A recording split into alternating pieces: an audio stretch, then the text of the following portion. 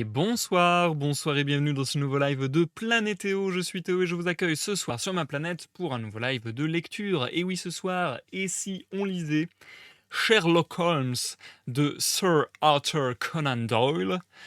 Nous sommes sur le recueil de nouvelles Son dernier coup d'archer. Et aujourd'hui, nous lirons la deuxième nouvelle qui se titre La boîte en carton. D'ailleurs, il me semble que cette nouvelle en particulier n'est pas forcément toujours classée, classifiée, je ne sais pas comment dire, bref, n'est pas toujours mise dans ce recueil de nouvelles.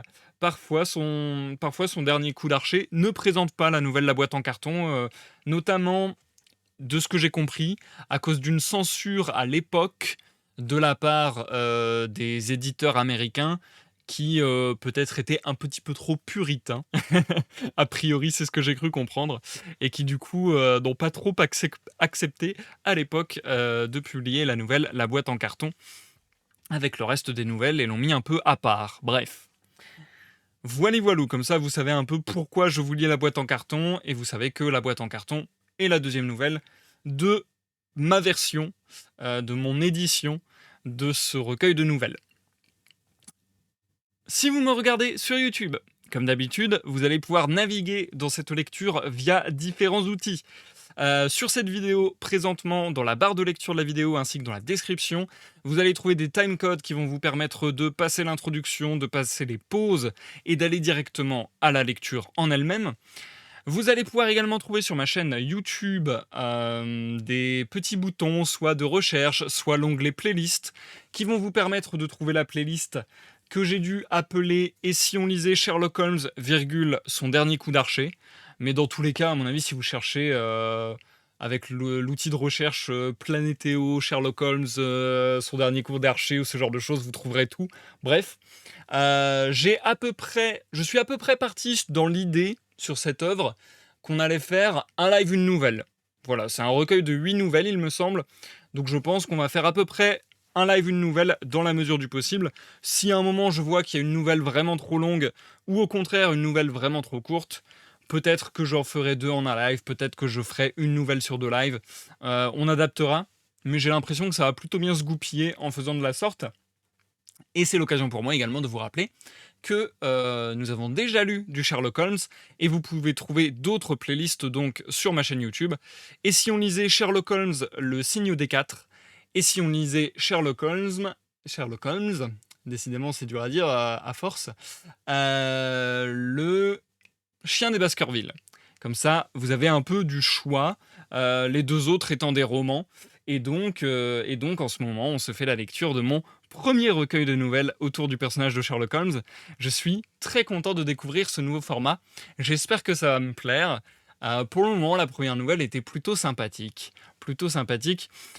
Sur ce, bien entendu, pour l'heure, lors de l'enregistrement de cette émission, si je peux dire, nous sommes en live. Nous sommes en live. Donc du coup, bonsoir à ceux qui me suivent dans le chat. Bonsoir Sarah Drou, bonsoir Chamast. Merci d'être là. J'espère que vous allez bien, ça fait plaisir. Merci Sarah Drou de faire la propagande. Oui, n'hésitez pas si vous êtes sur YouTube à venir nous faire un coucou sur Twitch. Je suis en live généralement pour la lecture le mardi et le vendredi à 21h. Et puis j'ai parfois d'autres créneaux de live, et à ce moment-là, je vous inviterai à me suivre sur mes différents réseaux sociaux pour être mis au courant de ma venue en live. D'ailleurs, cette semaine, je vais être là en live un autre jour, je peux vous le dire. J'avais mis un sondage sur Discord pour vous demander votre avis, et il y a eu une égalité entre jeudi et samedi. Donc je tranche, ça sera jeudi à 21h. Jeudi 21h, si ça vous intéresse, n'hésitez pas à me rejoindre en live sur Twitch. Je ferai ce que je vais appeler un crash test. Parce que en fait, je vais faire le numéro 0, l'émission pilote, d'un nouveau concept que j'aimerais peut-être mettre en place avec vous en live. Mais je ne sais pas du tout ce que ça peut rendre, je ne sais pas du tout si ça va être intéressant, si ça va être sympathique à suivre pour vous également. Moi, je pense que je vais beaucoup aimer le faire, j'avoue. Je pense que je vais beaucoup aimer faire ce concept, mais je ne sais pas si vous, il vous plaira, et je ne sais pas si ça passera bien en live, en fait, tout simplement. Disons que Si vous appréciez les lives de lecture, si de manière générale vous aimez la littérature, les mots, je pense que ça peut être une émission qui vous intéresse.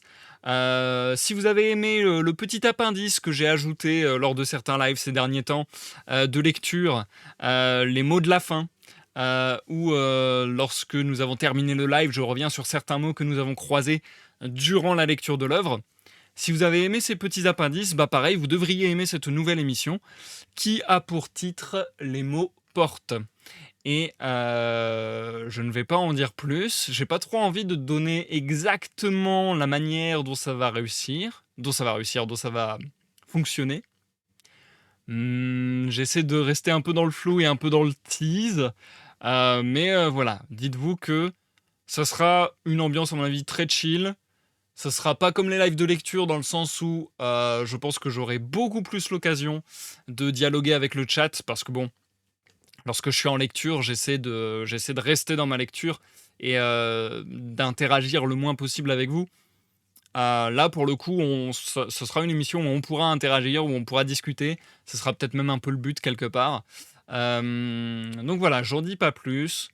Je vous dis simplement qu'on va s'intéresser.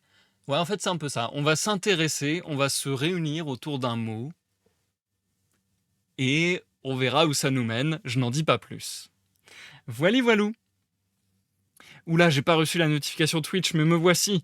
Ah, bah ça fait plaisir que tu aies quand même le rendez-vous inscrit dans le cerveau. Merci, merci Miss Perrine, ça fait plaisir. Et bienvenue parmi nous. C'est vrai que les égalités sur les sondages, c'est une spéciale. J'ai l'impression que dès qu'on fait un sondage sur les internets, il faut que ça tombe sur une égalité. Mais bon, c'est pas grave, moi j'ai toujours mes petites préférences. En fait, souvent, ce qui se passe, quand je fais appel à vous, je vais pas mentir, c'est que souvent c'est plus à titre consultatif. C'est-à-dire que souvent j'ai quand même une préférence personnelle. Je me dis, bon, je vais les laisser choisir parce que moi ça m'indiffère un petit peu. On va dire, j'ai pas des préférences telles que si vous prenez le choix qui me convient le moins, je vais être outré. Mais en général, j'ai quand même des petites préférences personnelles. Je me dis, je vous laisse le plus gros du choix. Et après, dans la finalité, c'est moi qui décide. Voilà, voilà. Donc là, c'est pour ça, égalité jeudi, samedi, j'étais en mode, ok, j'ai ça à faire, j'ai ça à faire, j'ai ça à faire, bon bah c'est jeudi. Voilà, bref. Conclusion, en fait, la démocratie, c'est juste une couverture pour ta dictature personnelle. Exactement. Non, en vrai, est-ce que c'est pas quelque part une manière de démocratiser de... ça se dit pas du tout. Euh, Est-ce que c'est pas une manière de démocratir hyper plus maligne, hyper plus intelligente? Genre, tu laisses l'important du choix, le choix le plus général à la plèbe. Et après, le micro-détail, tu le laisses au, j'allais dire, au spécialiste, dans le sens, à celui qui, en définitive, in fine, va gérer le truc. Est-ce que je viens pas de révolutionner le système politique? Bon, bref, je suis en train de partir sur n'importe quoi. Merci à Skyla d'avoir follow la chaîne pendant que j'étais en off. Ça fait très plaisir. Et les amis, on va se lancer dans la lecture assez rapidement, comme je le disais. On part sur une nouvelle par live, a priori, sur cette œuvre. Ce qui fait que ce qui est trop cool, ça va être à chaque fois une découverte entière et totale, mais surtout complète. On va pas devoir attendre forcément, etc. La plèbe, je suis outré. Non, mais la plèbe, à la base, c'est pas forcément un mot péjoratif, plèbe, il me semble. Il me semble. Il y a des mots comme ça dans notre langage moderne qui font très péjoratif. Mais je pense que si on remonte à l'étymologie du mot plèbe, c'est pas du tout péjoratif. Je pense, hein. Peut-être que je me trompe, mais il me semble. Parce que la plèbe, ça remonte aux Athéniens et justement la démocratie. Si je dis pas de conneries, mais je dis peut-être complètement des conneries. Je suis en train de mourir de chaud. Faut que j'arrête de parler à toute vitesse, parce que je sens que ça me donne des coups de chaud.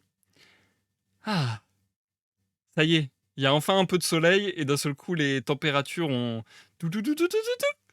C'est terminé, l'été est là d'un coup. On passe de l'hiver à l'été un peu brutalement, enfin de l'automne à l'été on va dire. Donc c'est pas facile. Bref, La nouvelle du soir est relativement courte, je pense la séparer en deux parties de lecture, je ne ferai qu'une pause. Et la pause que j'effectuerai est prévue lors d'une découpe naturelle du texte. C'est-à-dire que c'est une découpe voulue par l'auteur. Il y a un seul endroit dans toute la nouvelle où il passe à la ligne, il met une étoile, enfin il saute une ligne même. Il saute une ligne, il met une étoile et il ressaute une ligne. Donc, je vais à peu près respecter la volonté de l'auteur en faisant une pause au bon moment. Oh non, non, pas la révolte, arrêtez tout, arrêtez tout. Justement, j'essaie de vous contenter au maximum. J'essaie d'être le plus participatif possible. Bref, je me mets en setup lecture. Hop. Et on va pouvoir partir sans plus attendre. Santé à tous et à toutes.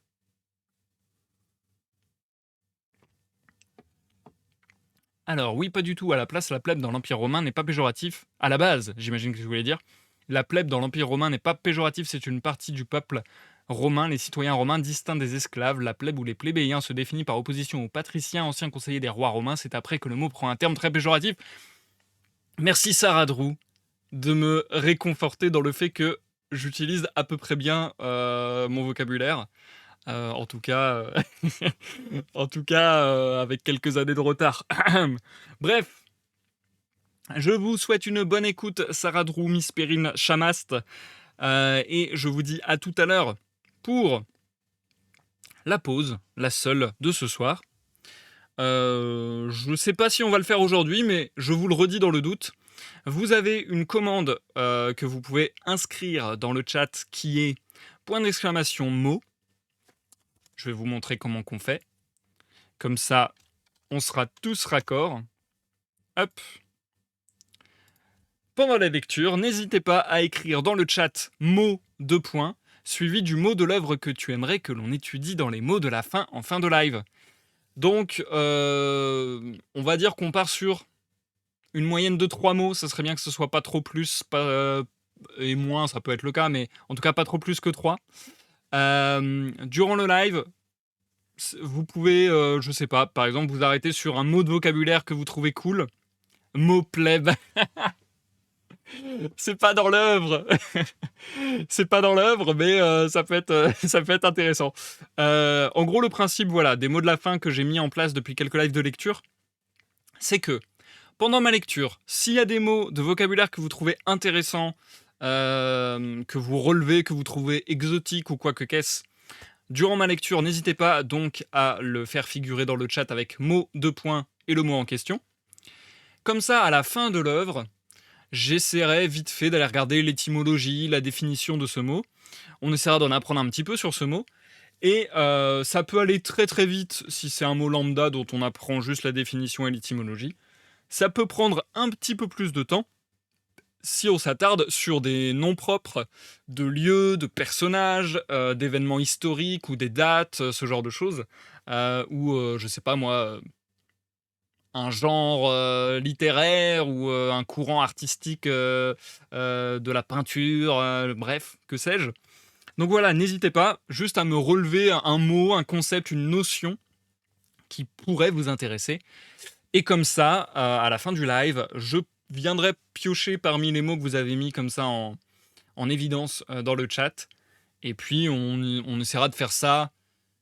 Pour le moment, je ne l'ai pas fait souvent, mais pour le moment, je dirais qu'on est sur une moyenne de 15 minutes. Donc voilà, ça fait un petit appendice de 15 minutes en plus dans la fin de live, un peu sympa.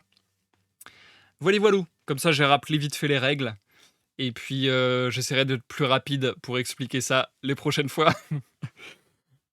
Le live a commencé depuis bien trop longtemps. Je vous souhaite une bonne écoute, Sarah Drew, bonne écoute, Miss Perrine, bonne écoute, Chamast, et bonne écoute à tous ceux dans l'ombre du chat et à ceux qui me regardent en rediffusion sur YouTube. A tout à l'heure pour la pause.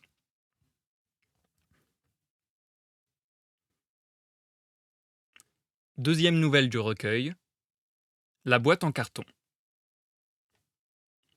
En choisissant quelques affaires typiques qui illustrent les remarquables qualités mentales de mon ami Sherlock Holmes, j'ai autant que possible accordé la préséance à celle qui, moins sensationnelle peut-être, offrait à ses talents le meilleur champ de manœuvre.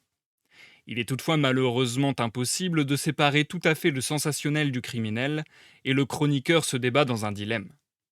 Ou sacrifier des détails essentiels et donner ainsi du problème une présentation inexacte, ou bien se servir de la matière que le hasard, et non un choix, lui fournit. Après cette courte préface, je me tourne vers mes notes pour en extraire une chaîne d'événements étranges et particulièrement terribles. C'était une journée d'août. Il régnait une chaleur torride. Baker Street ressemblait à une fournaise. La réverbération du soleil sur les briques jaunes de la maison d'en face était pénible pour l'œil. On avait de la peine à croire que c'étaient les mêmes murs qui surgissaient si lugubrement des brouillards de l'hiver. Nos stores étaient à demi tirés. Holmes était roulé en boule sur le canapé. Il lisait et relisait une lettre que lui avait apportée le courrier du matin. Quant à moi, mon temps de service aux Indes m'avait entraîné à mieux supporter la chaleur que le froid, et une température de 33 degrés ne m'éprouvait nullement. Mais le journal du matin n'avait aucune nouvelle intéressante. Le Parlement était en vacances. Tout le monde avait déserté la capitale. Je languissais après les clairières de la Nouvelle-Forêt ou les galets de Southsea. Un compte en banque réduit à zéro m'avait obligé à retarder mes vacances. Mon compagnon n'éprouvait pas le moindre attrait pour la campagne ni pour la mer. Il affectionnait de vivre au centre de 5 millions d'habitants, d'étirer ses fils parmi eux, de vibrer au premier bruit déclenché par un crime mystérieux. L'amour de la nature ne faisait certes pas partie de ses dons innombrables. Comme Holmes me semblait trop absorbé pour bavarder avec moi, j'avais rejeté mon journal et, m'adossant sur ma chaise, j'étais tombé dans une profonde rêverie. Soudain, la voix de Sherlock Holmes s'immisça dans mes pensées. « Vous avez raison, Watson, » me dit-il. « C'est une manière tout à fait absurde de régler un conflit. »« N'est-ce pas ? Tout à fait absurde, » m'exclamai-je. Et subitement, je me rendis compte qu'il avait fait écho à ma pensée la plus profonde. Je me redressai et le regardai avec ahurissement. « Qu'est-ce à dire, Holmes ?» m'écriai-je. « Voilà qui dépasse l'imagination. » Il se mit à rire de bon cœur. « Rappelez-vous qu'il y a quelque temps, lorsque je vous ai lu le passage de l'un des contes de Poe, où un logicien serré suit les pensées non formulées de son compagnon, vous avez été enclin à prendre cela pour un vulgaire tour de force de l'auteur. J'ai alors observé que cette habitude m'était courante, et vous avez exprimé une certaine incrédulité.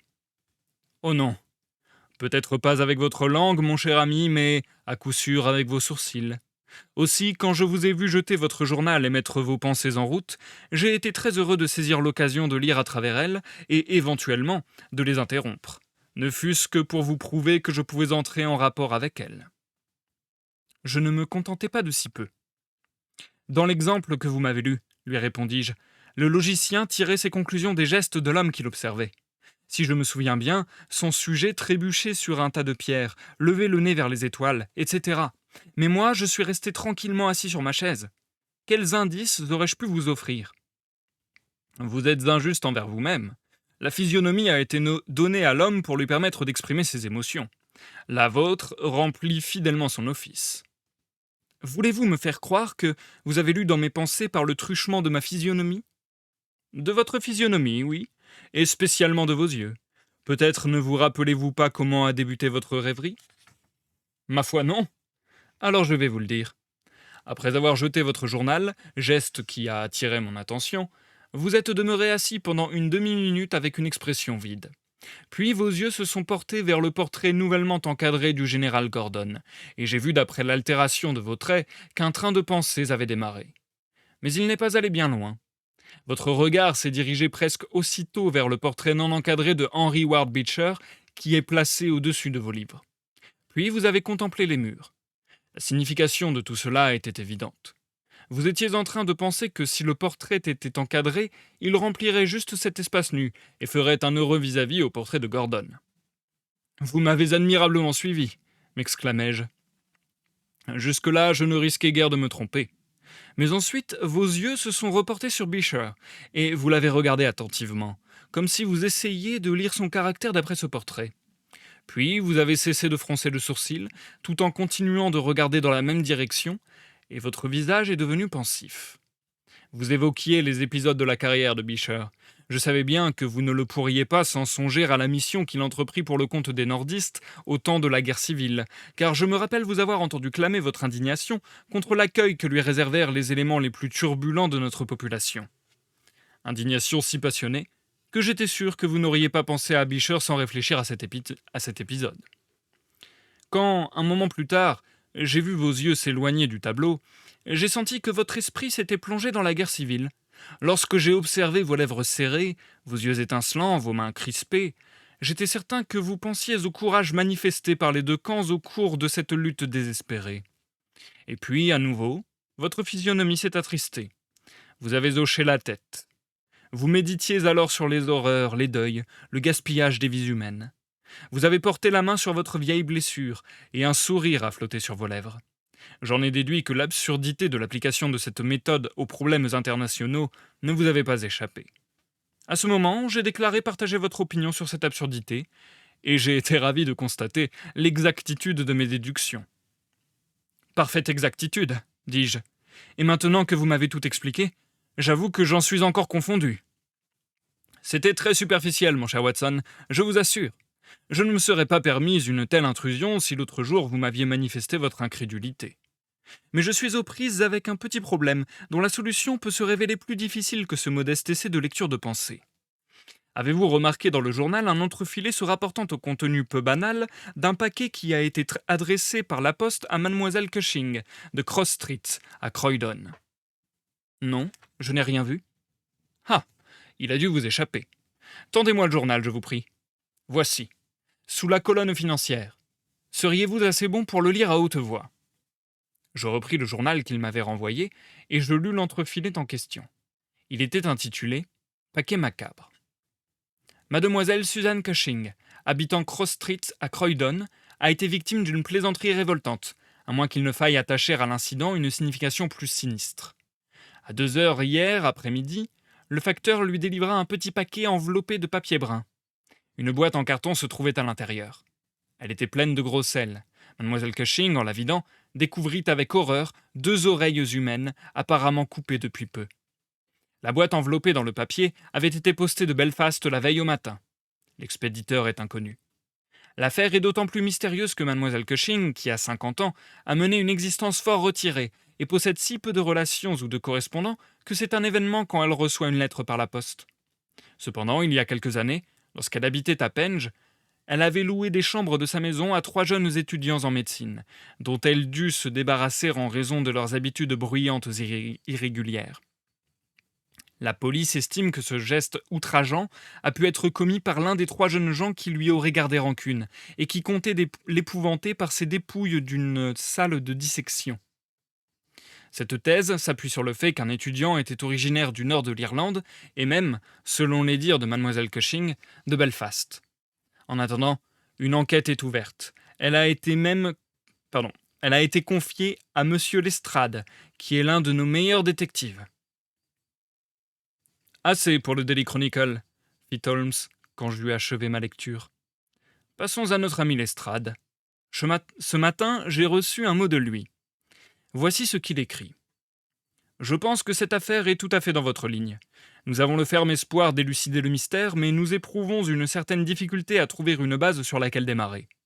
Bien sûr, nous avons télégraphié au bureau de poste de Belfast, mais ce jour-là, beaucoup de paquets ont été manipulés et personne ne se souvient de celui-ci en particulier, ni de son expéditeur. La boîte est une boîte d'une demi-livre de tabac doux, et elle ne nous a rien livré d'intéressant. La thèse de l'étudiant en médecine m'apparaît encore comme la plus vraisemblable, mais si vous aviez quelques heures à perdre, je serais très heureux de vous rencontrer. Je serai soit chez Mademoiselle Cushing, soit au commissariat toute la journée. Qu'en dites-vous, Watson? Vous sentez-vous capable de braver la chaleur et de descendre à Croydon avec moi pour courir le risque d'enrichir vos annales? Je ne demandais justement que d'avoir quelque chose à faire. Eh bien, voilà le quelque chose. Sonnez pour commander un fiacre. Je troque ma robe de chambre contre un veston, je garnis mon étui à cigares, et je suis prêt. Pendant que nous étions dans le train, un orage éclata, et la chaleur nous parut moins oppressante à Croydon que dans la capitale. Holmes avait envoyé un télégramme à Lestrade, qui nous attendait à la gare. Le représentant de Scotland Yard était toujours aussi sec, nerveux, sémillant, semblable à une fouine. Au bout de 5 minutes de marche, nous arrivions à Cross Street, où habitait mademoiselle Cushing. C'était une très longue rue bordée par des maisons de briques à 2 étages, coquettes et propres. Les perrons étaient d'un blanc impeccable, des commères en tablier jacassaient sur le pas des portes. 200 mètres plus loin, l'estrade s'arrêta et frappa. Une jeune bonne lui ouvrit. Mademoiselle Cushing était assise dans la pièce du devant où nous fûmes introduits. Elle avait le visage placide, de grands yeux doux, des cheveux grisonnants qui dessinaient une boucle sur chaque tempe. Une tétière était posée sur ses genoux. Sur un tabouret à côté de sa chaise, un panier débordé de soie de couleur. « Elles sont dans l'appentis, ces horreurs, » dit-elle à l'estrade quand nous entrâmes. « Je voudrais bien que vous m'en débarrassiez. » Je n'y manquerai pas, mademoiselle Cushing. Je les gardais ici jusqu'à ce que mon ami, monsieur Holmes, l'évite en votre présence. En ma présence? Pourquoi? Pour le cas où il désirerait vous poser quelques questions. À quoi bon me poser des questions alors que je vous dis, et que je vous répète, que je ne sais rien à leur sujet? Bien sûr, mademoiselle, intervint Holmes d'une voix lénifiante. Je comprends parfaitement que vous ayez été plus qu'ennuyé par toute cette affaire. Vous pouvez le dire, monsieur. Je suis une femme tranquille, et je mène une existence retirée. C'est quelque chose de tout à fait nouveau pour moi que de voir mon nom dans les journaux et de recevoir la visite de la police. Je ne veux pas que vous les apportiez ici, monsieur Lestrade. Si vous voulez les regarder, allez dans l'appentis. L'appentis était situé dans le jardinet derrière la maison. Lestrade y pénétra et en sortit une boîte jaune en carton, un morceau de papier marron et de la ficelle. Au bout de l'allée, il y avait un banc sur lequel nous allâmes nous asseoir pendant que Holmes examinait, les uns après les autres, les objets que Lestrade lui avait remis. « La ficelle est d'un intérêt extraordinaire, observa-t-il en l'élevant à la lumière et en la flairant comme un chien de chasse. Mauvais personnage, je reprends. La ficelle est d'un intérêt extraordinaire, observa-t-il en l'élevant à la lumière et en la flairant comme un chien de chasse. Que pensez-vous de cette ficelle, Lestrade? Elle a été goudronnée. Précisément. C'est un morceau de ficelle goudronnée. Vous avez aussi remarqué sans doute que mademoiselle Cushing l'a coupé avec des ciseaux, comme en témoigne le double effilochage de chaque côté. Cela est important. Je ne vois pas cette importance, commença Lestrade. L'importance réside dans le fait que le nœud est intact, et que ce nœud est assez particulier. Il est très adroitement confectionné. J'ai déjà rédigé une note à ce sujet, répondit Lestrade avec suffisance. Ne parlons plus de la ficelle alors, fit Holmes en souriant. Venons-en au papier qui enveloppait la boîte. Du papier brun, avec une odeur distincte de café. Comment, vous ne l'aviez pas senti? Je crois que c'est incontestable. L'adresse est écrite un peu à la débandade. Mademoiselle S. Cushing, Cross Street, Croydon. Rédigée avec une plume à pointe large, probablement une J, et avec de l'encre de qualité très inférieure. Le mot Croydon a d'abord été écrit avec un I, puis l'I a été corrigé en Y. Le paquet a donc été adressé par un homme. L'écriture est indiscutablement masculine, d'une instruction limitée et peu familiarisée avec la ville de Croydon. Bon. La boîte est une boîte jaune d'une demi-livre de tabac doux. Elle ne présente rien d'intéressant, sauf 2 traces nettes d'un pouce sous l'angle gauche. Elle est remplie de gros sel, d'une qualité habituellement utilisée pour la conservation des peaux et des cuirs grossiers. Et couchée dans le sel, voici les étranges pièces annexes de notre dossier. Tout en parlant, il prit les 2 oreilles, posa une planche sur ses genoux et procéda à leur examen minutieux. Lestrade et moi l'encadrions et nous regardions alternativement ces horribles dépouilles et le visage méditatif, tendu de notre compagnon. Finalement, il les reposa dans le sel et demeura silencieux quelque temps. « Vous avez remarqué, bien entendu, demanda-t-il, que ces oreilles n'appartiennent pas à la même personne. »« Oui, je l'ai vu. Mais s'il s'agit d'une mauvaise plaisanterie d'étudiant dans une salle de dissection, peu importer 2 oreilles dépareillées ou une paire. »« En effet. Mais il ne s'agit pas d'une mauvaise plaisanterie. »« Vous en êtes sûr ? De fortes présomptions s'y opposent. Dans les salles de dissection, les cadavres reçoivent une injection de liquide antiseptique. Ces oreilles n'en portent pas trace. D'autre part, elles sont fraîches. Elles ont été arrachées avec un instrument émoussé. Or, les étudiants travaillent avec de bons instruments. Par ailleurs, un esprit tant soit peu médical aurait songé à du phénol ou de l'alcool rectifié, mais sûrement pas à du gros sel. Je répète qu'il ne s'agit pas d'une farce. mais d'un crime grave.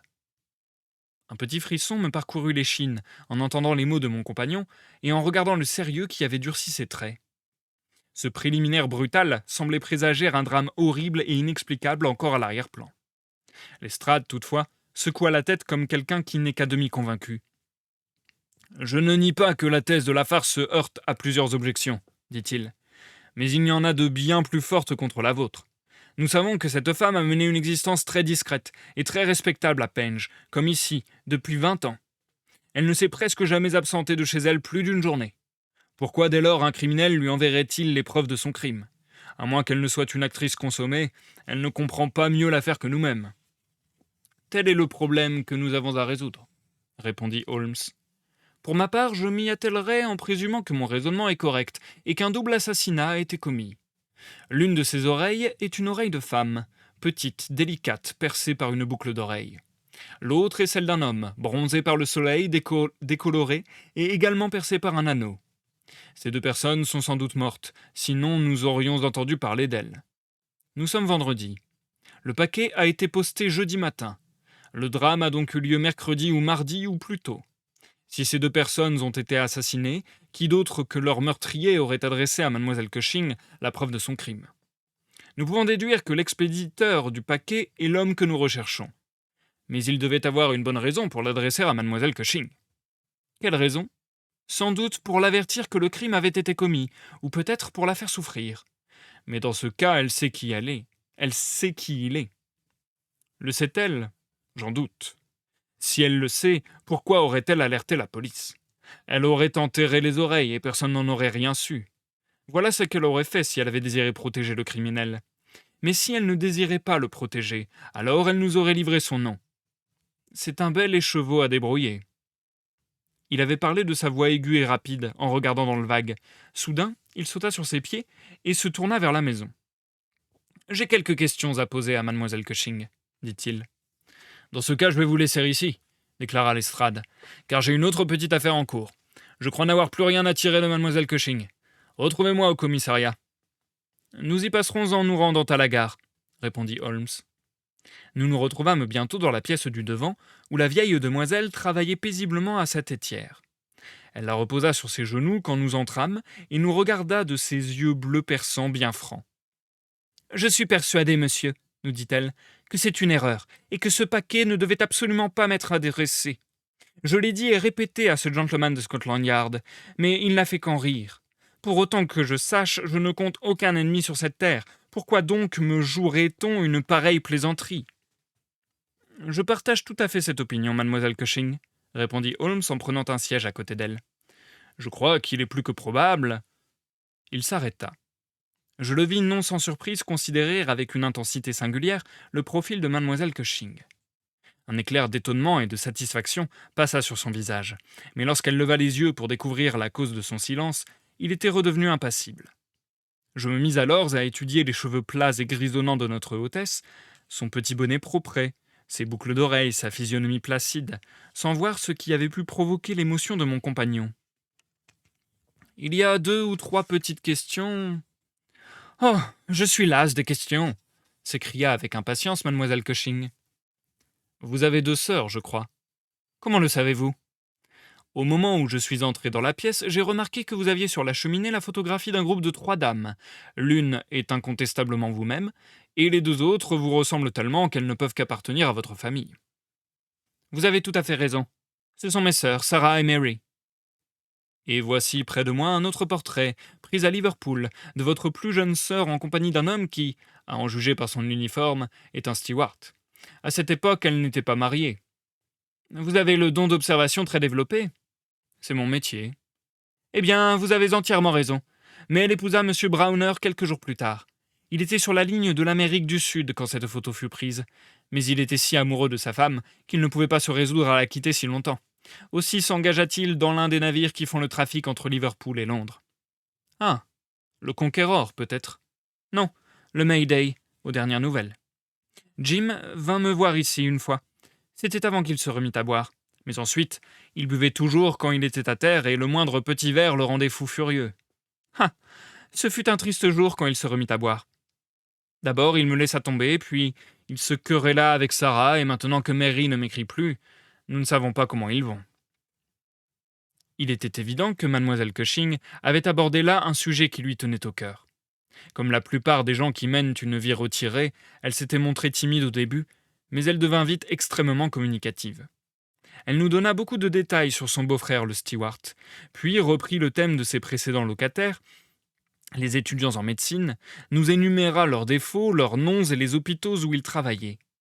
Holmes écoutait tout avec beaucoup d'attention et l'interrompait parfois pour poser une question. À propos de votre deuxième sœur, Sarah, dit-il, je me demande pourquoi, puisque vous êtes célibataires toutes les deux, vous n'habitez pas ensemble. Ah, on voit bien que vous ne connaissez pas le caractère de Sarah. Quand je suis venu à Croydon, j'ai essayé. Il y a 2 mois, nous avons dû nous séparer. Je ne veux rien dire contre ma sœur, mais elle se mêle toujours de tout et elle est difficile à satisfaire, Sarah. Vous dites qu'elle s'est disputée avec votre famille de Liverpool. Oui, et pourtant ils furent quelque temps les meilleurs amis du monde. Elle était allée à Liverpool pour habiter avec eux, et à présent elle n'a pas de mots assez durs pour Jim Browner. Quand elle était ici, elle ne parlait de rien d'autre que de son ivrognerie et de ses mauvaises manières.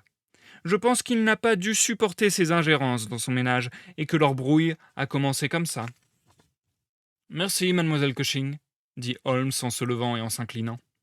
Votre sœur Sarah habite, m'avez-vous dit, dans New Street, à Wellington. Au revoir. Je suis tout à fait désolé que vous ayez été troublé par une affaire qui ne vous concerne nullement. Un fiacre passait quand nous sortîmes. Holmes le héla. Wellington est loin d'ici demanda-t-il. 1500 mètres, monsieur. Très bien. Grimpez, Watson. Il faut que nous battions le fer pendant qu'il est chaud. L'affaire a beau être simple, il reste encore quelques détails à préciser. Quand vous passerez devant un bureau de poste, cochez, vous vous arrêterez. Holmes expédia une courte dépêche et, quand le fiacre se remit en route, il s'adossa dans le fond de la voiture avec son chapeau rabattu sur les yeux pour se protéger du soleil. Notre cocher s'arrêta devant une maison qui ressemblait assez à celle que nous venions de quitter. Mon compagnon lui commanda de nous attendre, et au moment où il posait sa main sur le heurtoir, la porte s'ouvrit, et un grave gentleman vêtu de noir, coiffé d'un chapeau très lustré, apparut sur le perron. « Mademoiselle Cushing est-elle ici ?» s'enquit Holmes. « Mademoiselle Sarah Cushing est très gravement malade, » répondit-il. « Depuis hier, elle souffre d'un dérangement cérébral extrêmement sérieux. En ma qualité de médecin, je ne saurais prendre la responsabilité d'autoriser une visite. Je vous prie de revenir dans 10 jours. » Il enfila ses gants, referma la porte et descendit la rue. « Eh bien, si nous ne pouvons pas, nous ne pouvons pas, » fit Holmes avec entrain. « Peut-être n'aurait-elle pas pu, ou voulu vous en dire beaucoup. Je ne voulais pas qu'elle me dise grand-chose. Je voulais simplement la regarder. Tout compte fait, je pense que j'ai amassé tout ce dont j'avais besoin. Conduisez-nous à un restaurant convenable, cocher. Nous allons déjeuner, après quoi nous irons retrouver l'ami Lestrade au commissariat de police. » Nous déjeunâmes fort agréablement tous les deux. Holmes ne parla pas d'autre chose que de violon, et il me conta avec beaucoup de verve comment il avait acheté son Stradivarius personnel, qui valait au moins 500 guinées chez un brocanteur juif de Tottenham Court pour 55 shillings. Ce qui le lança sur Paganini, et pendant 1 heure, il multiplia les anecdotes sur cet homme extraordinaire. L'après-midi était fort avancé, et l'ardeur du soleil légèrement tombée quand nous arrivâmes au commissariat. Lestrade nous attendait devant la porte. « Un télégramme pour vous, monsieur Holmes, » annonça-t-il.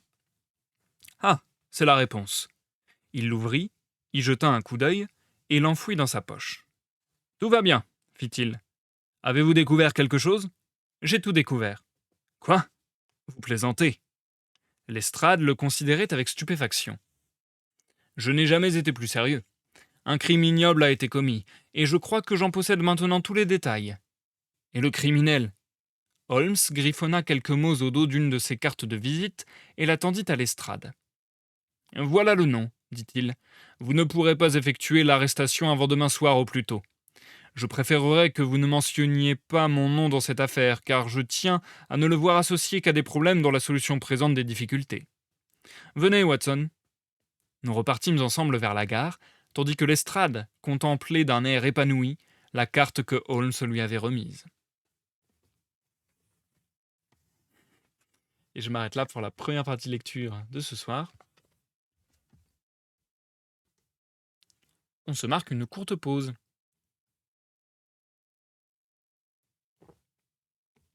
J'aime beaucoup. J'aime beaucoup, beaucoup, le ton, de ce recueil de nouvelles pour le moment. Je trouve que le personnage de Sherlock Holmes se rapproche davantage de ce que j'imaginais, avant de ne lire les romans. Donc je ne sais pas si j'ai peut-être une mauvaise mémoire des romans, Le Chien des Baskerville et Le Signe des Quatre que j'ai lu avec vous en live. Je ne sais pas si j'ai une mauvaise mémoire de ces lectures-là, mais j'ai l'impression là comme ça que le Sherlock Holmes qu'on découvre dans les nouvelles se rapproche davantage du Sherlock Holmes qu'on a pu voir dans des séries et des films. Notamment avec bah, justement ce petit côté prétentieux, mais ce côté vraiment, j'ai envie de dire, brillantissime, quoi, génialissime, et je trouve très intéressant. Parce que par exemple, au tout début, le petit dialogue entre Watson et Sherlock Holmes sur la manière dont il a compris sa pensée par sa physionomie, ce qu'il regardait, et ainsi de suite. Je trouve ça trop intéressant, trop trop intéressant. En un certain sens, ça se rapprocherait aujourd'hui de ce qu'on pourrait dire la PNL, le langage non verbal, voire même le mentalisme. En tout cas, le mentalisme utilise ce genre de méthode, il me semble. Donc ça, j'adore, je trouve ça trop intéressant. Et là, enfin, en fait, c'est ça, en termes de rythme, je pense qu'en termes de rythme, c'est beaucoup plus efficace que le roman. En tout cas, encore une fois, de ce dont je me rappelle. J'ai pas une grosse, grosse mémoire, je dois avouer, des lectures des romans. Je sais que je les ai trouvés sympas, mais sans plus. Et là, je pense que j'entre davantage dedans. Je pense, je réitère un peu ce que je disais lors du live précédent, que le format nouvelle fonctionne peut-être davantage, à mon goût en tout cas, pour le genre policier, pour le côté enquête détective, parce que du coup, on a une sorte d'efficacité, on a une sorte de rapidité et une sorte d'enchaînement des éléments, des événements même, très rapide et très fluide quand c'est bien écrit en tout cas.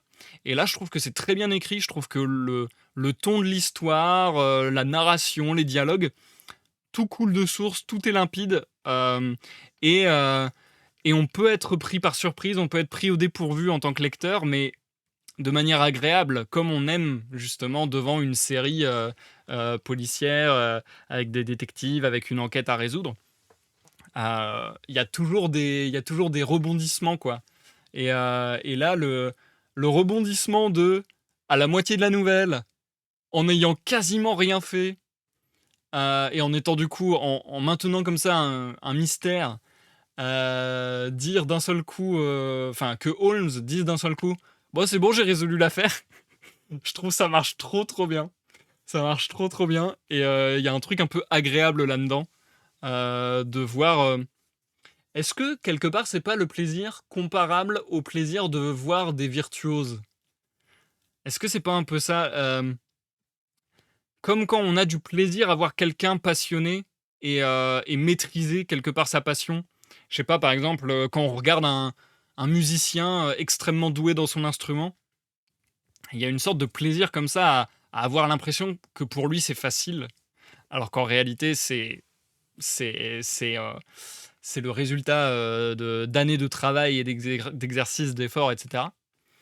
Euh, je pense qu'il y a peut-être un plaisir assez commun à ça, en fait. Bon, par contre, ce qui est difficile pour moi ce soir, c'est qu'il fait vraiment extrêmement chaud. Euh, ok, je vais quand même continuer de lire un petit peu ce que vous avez envoyé dans le chat pendant que j'étais en lecture, parce qu'il y a des trucs qui m'ont l'air intéressants.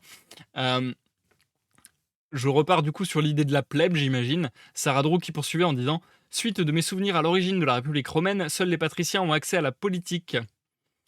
Il faut attendre une révolte pour qu'un tribunal de la plèbe, pas dans le sens juridique, soit mis en place pour qu'il obtienne des droits politiques à travers des tribuns de la plèbe, des représentants élus de la plèbe chargés de la défense des droits et des intérêts des plébéiens contre les patriciens et les consuls et dont le pouvoir très important est limité dans l'espace de la cité. Ok, ok, ouais, donc ça délimite vraiment un groupe très très précis, quoi. J'avoue que les oreilles dans le colis, je trouve que ça fait très, très série, encore une fois, série télé et du coup, je comprends complètement que ça ait inspiré les séries télé et cetera et j'ai le même constat, peut-être encore une fois dû au côté nouvelle qui peut faire histoire plus courte, plus rapide, plus condensée et peut-être plus feuilletonnante en quelque sorte que le roman. Mais je comprends complètement en quoi ça a inspiré, j'ai envie de dire 90 des séries télé en vrai parce que énormément de séries télé fonctionnent sur le principe de l'enquête en fait, du problème à résoudre.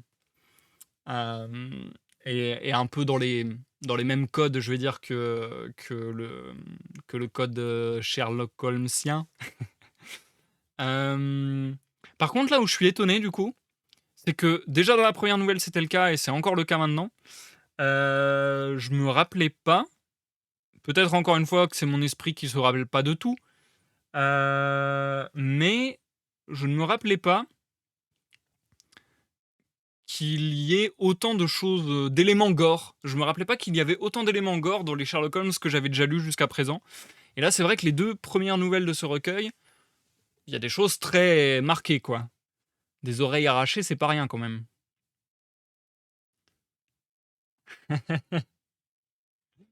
Hem, le personnage de Lestrade, m'a fait un peu sourire aussi. Je connais pas bien en fait moi le mythe Sherlock Holmes, je crois. Donc c'est drôle d'apprendre à connaître un peu. Alors, je vois à peu près qui est Lestrade et tout ça, mais du coup, c'est drôle d'avoir une vision un peu, fragmentée du mythe et de se nourrir comme ça de quelques petits éléments et de se dire: «Ah OK, un tel, il est plus comme ça, il est plus comme ça». Avoir quelques points qui redirigent ma pensée et où je me dis: «Ah d'accord, en fait, ça s'organise comme ça». C'est en fait, c'est marrant, comment dire? De se plonger dans un univers qui a une certaine aura et qui semble être assez étendu et vaste. Faut dire que encore une fois, je crois qu'on est sur 4 romans et 56 nouvelles pour Sherlock Holmes, donc c'est énorme. Donc ouais, c'est drôle de se plonger là-dedans et de découvrir un peu, de défricher. Hem, de mémoire, dans Le Chien des Baskerville, on suit principalement Watson et Holmes n'est pas beaucoup présent. Je pense que ça joue sur le ton. On a uniquement les observations de Watson et pas les déductions de Holmes. Oh! Alors là, pour le coup, j'ai pas mes souvenirs, suffisants personnellement, mais très intéressant, très, très intéressant et du coup, si je comprends bien, Chamast, tu es en train de me flatter. Oh là là, merci, c'est gentil. C'est vrai, Holmes s'efface à travers le regard et réflexion de Watson. Ah! Très intéressant, très intéressant. C'est vrai que je pense qu'il y a ça aussi. Je me rappelais pas d'avoir comme je vous le disais à l'instant, je me rappelais pas que le personnage d'Holmes ressemblait autant à l'image que je m'en étais faite, à l'image un peu populaire que je m'en étais faite. Et là, c'est peut-être plus le cas. Je crois me souvenir qu'une grande partie du roman, Watson est envoyé seul dans le manoir des Baskerville. Oh. Alors là, franchement, moi, je vous ai déjà dit, je crois, mais j'ai l'impression, en tout cas, c'est ce avec quoi c'est l'idée avec laquelle je suis resté maintenant, c'est que j'ai l'impression d'avoir une mémoire émotionnelle. C'est-à-dire que je lis des histoires, je regarde des films, je regarde des séries, ce que vous voulez. Je ne me rappelle pas des événements. Je me rappelle juste de ce que j'ai ressenti, et des émotions que ça m'a fait ressentir et tout ça, quoi. Donc j'ai une très mauvaise mémoire, j'ai l'impression, étrangement, parce que sur d'autres choses, j'ai une très bonne mémoire. Mais en tout cas, sur les histoires, je suis un peu comme ça.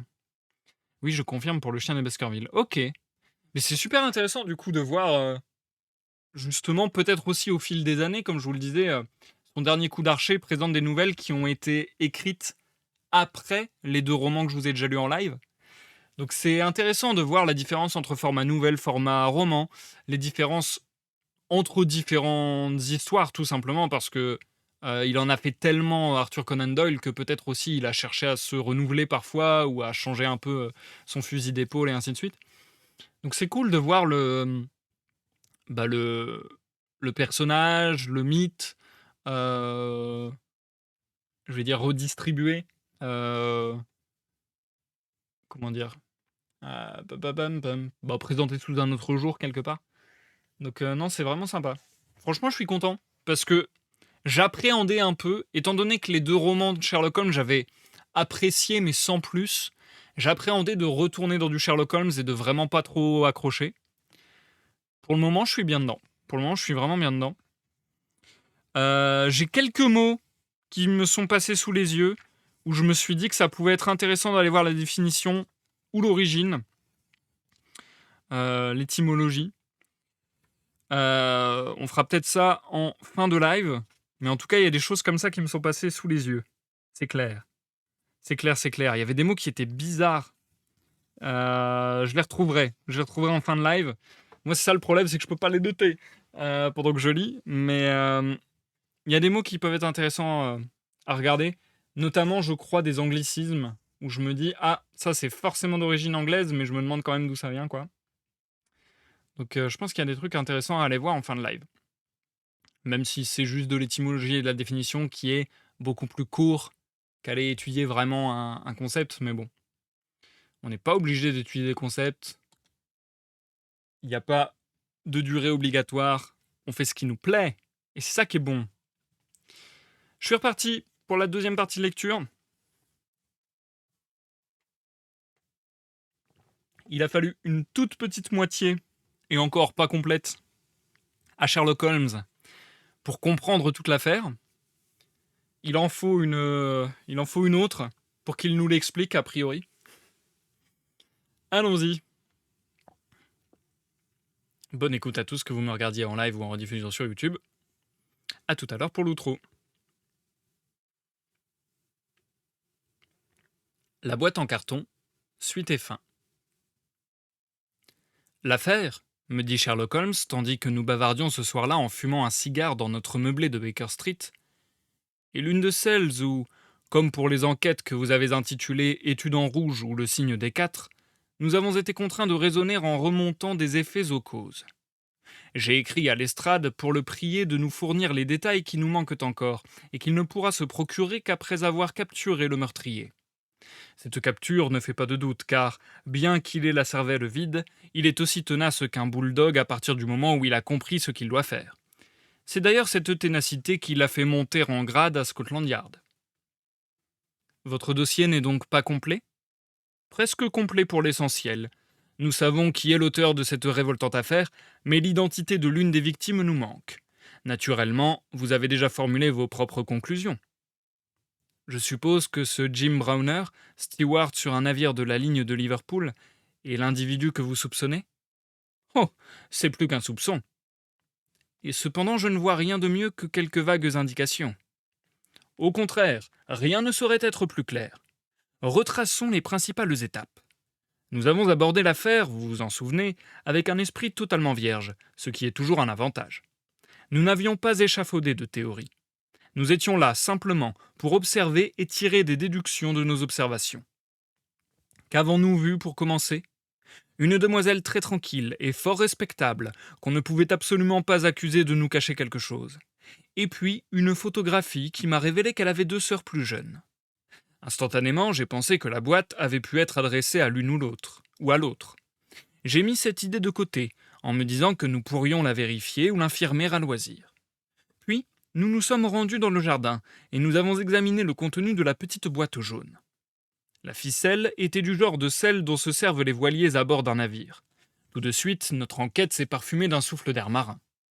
Quand j'ai remarqué que le nœud était confectionné à la manière des marins, que le paquet avait été posté d'un port et que l'oreille masculine était percée par un anneau, ce qui est plus fréquent chez les marins que chez les terriens, j'ai acquis la certitude que tous les acteurs du drame appartenaient à la classe sociale des gens de la mer.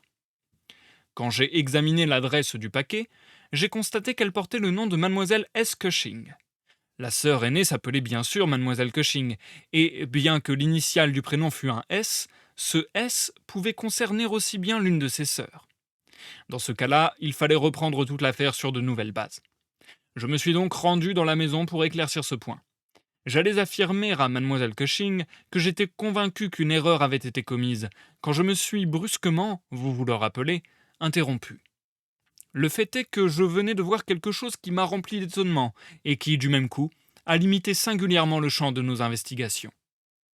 En qualité de médecin, vous savez, Watson, qu'il n'y a pas d'organe du corps humain qui présente plus de personnalité qu'une oreille. Toutes les oreilles diffèrent les unes des autres. Il n'y en a pas deux semblables. Dans le numéro de l'an dernier de l'Anthropological Journal, vous trouverez 2 brèves monographies de ma plume sur ce sujet. J'avais donc examiné les oreilles dans la boîte avec les yeux d'un expert, et j'avais soigneusement noté leurs particularités anatomiques. Imaginez ma surprise quand, regardant mademoiselle Cushing, je m'aperçus que son oreille correspondait exactement à l'oreille féminine que je venais d'examiner. Il ne pouvait pas s'agir d'une simple coïncidence. La même minceur de l'hélix, la même incurvation du lobe supérieur, la même circonvolution du cartilage interne. Pour l'essentiel, c'était la même oreille. Bien entendu, je discernai immédiatement l'importance énorme de cette observation. Il m'a paru évident que la victime était une parente du même sang, et probablement une très proche parente. J'ai donc mis mademoiselle Cushing sur le chapitre de sa famille, et vous vous rappelez tous les détails qu'elle nous a fournis. Tout d'abord, sa sœur s'appelait Sarah, et elles avaient vécu ensemble jusqu'à ces tout derniers temps. C'était là l'explication de la méprise, comme de l'adresse du paquet. Puis, nous avons appris l'existence de ce steward, marié à la 3e sœur, et nous avons su qu'il avait été autrefois en si bons termes avec mademoiselle Sarah qu'elle avait quitté Liverpool pour vivre auprès des Browner, mais qu'ensuite, une dispute les avait séparés. Cette dispute avait mis depuis quelques mois un terme à toutes les relations, si bien que pour le cas où Browner aurait voulu expédier un paquet à mademoiselle Sarah, il l'aurait envoyé à son ancienne adresse. L'affaire sortait donc merveilleusement des brumes. Nous connaissions l'existence de ce steward, impulsif, à passion violente. N'avait-il pas renoncé à un emploi qui devait être bien plus lucratif afin de se rapprocher de sa femme? Sujet enfin à des accès occasionnels d'ivrognerie. Nous avions toute raison de croire que sa femme avait été assassinée et qu'un homme, probablement un marin, avait été assassiné en même temps. La jalousie paraissait être le mobile évident du crime. Et pourquoi envoyer les preuves de son acte à mademoiselle Sarah Cushing? Sans doute parce que durant son séjour à Liverpool, elle avait dû être mêlée aux événements qui aboutirent au drame. Vous remarquerez que cette ligne de navigation fait escale à Belfast, Dublin et Waterford. En supposant que Browner eût commis son crime juste avant de s'embarquer sur son vapeur le Mayday, Belfast était le premier endroit d'où il pouvait expédier son sinistre paquet. À cette étape, une deuxième solution était évidemment possible. Bien que je l'eusse jugé improbable, encore me fallait-il en avoir le cœur net avant d'aller plus loin. Un amoureux éconduit aurait pu avoir tué monsieur et madame Browner, et l'oreille masculine aurait alors appartenu au mari. De sérieuses objections s'élevaient contre cette hypothèse, mais elle était après tout possible. J'ai donc envoyé une dépêche à mon ami Haggard, de la police de Liverpool, et je lui ai demandé de me dire si madame Browner était chez elle, et si Browner avait embarqué sur le Mayday. Puis nous sommes allés à Wellington rendre visite à mademoiselle Sarah.